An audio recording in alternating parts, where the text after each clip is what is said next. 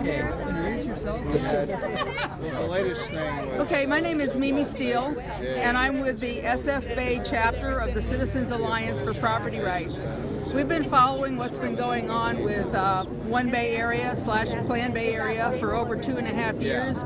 We've had people show up at the visioning sessions and people arriving at the ABAG and MTC meetings to express their displeasure over this plan. I find it really interesting that the requirement in the plan is that they get public input, and yet the people from MTC and ABAG have made no effort to contact people in the Bay Area to let them understand what's going on so that they could voice their opinion. There are only a very small percentage of people in the Bay Area that know what's going on.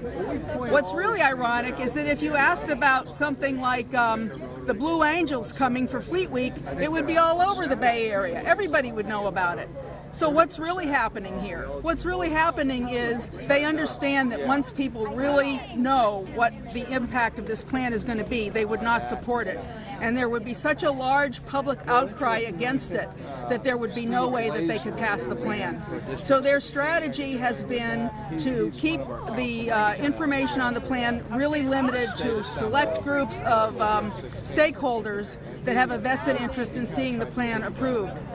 The final irony for me is that the plan was approved on July 18th.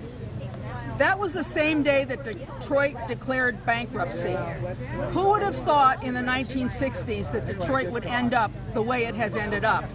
And yet when you look at the trajectory that's being proved or forced on us by Plan Bay Area, that's exactly the trajectory that Silicon Valley is going to be on, and the whole Bay Area. As one of the previous speakers indicated earlier, we're going to end up with people in the Bay Area that are either very, very wealthy or very poor and need to be subsidized. Everybody else, the vast middle class, is going to find someplace else to go. And that's already evident in the numbers of companies that are either leaving the Bay Area or choosing not to expand here.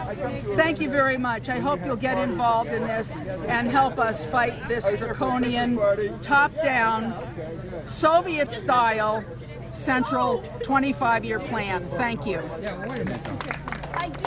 So what's so bad about this? I mean, you got to have planning in cities or they can't grow right. Well, that's great if you have planning in cities, but the problem is that this is a regional plan. It's being forced on the cities, so it's a one-size-fits-all plan. There's no opportunity for a local community to say, we don't want that type of housing, or we don't want that here, or we want to remain more of a rural or suburban community.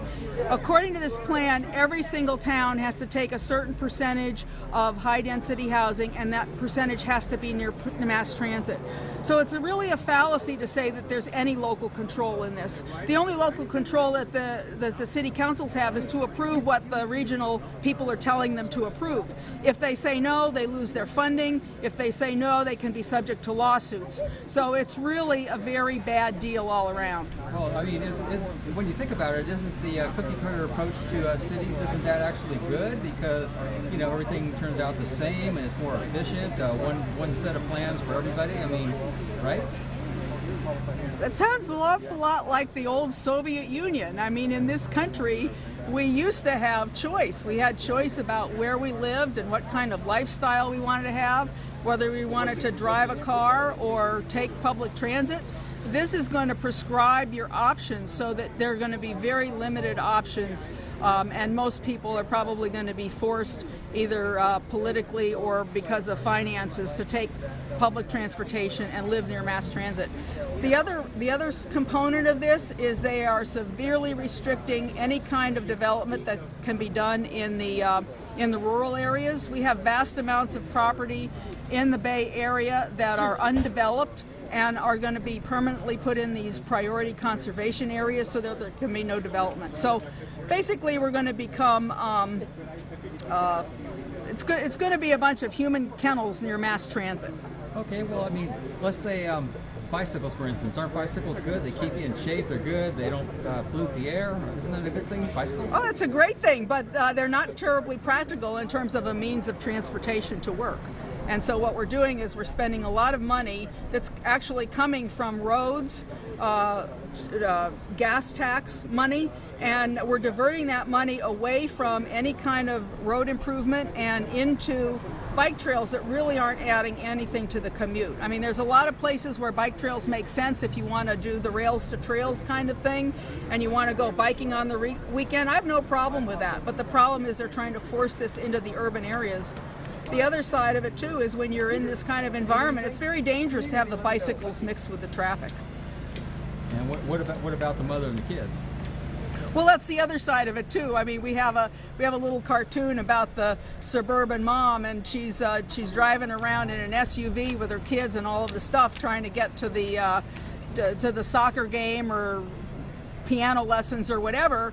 And what you're going to do ultimately is get rid of SUVs, so you're going to try to put a mother and 3 kids and all of their stuff on a bicycle with one of those little trams dragging behind it. It's not very realistic.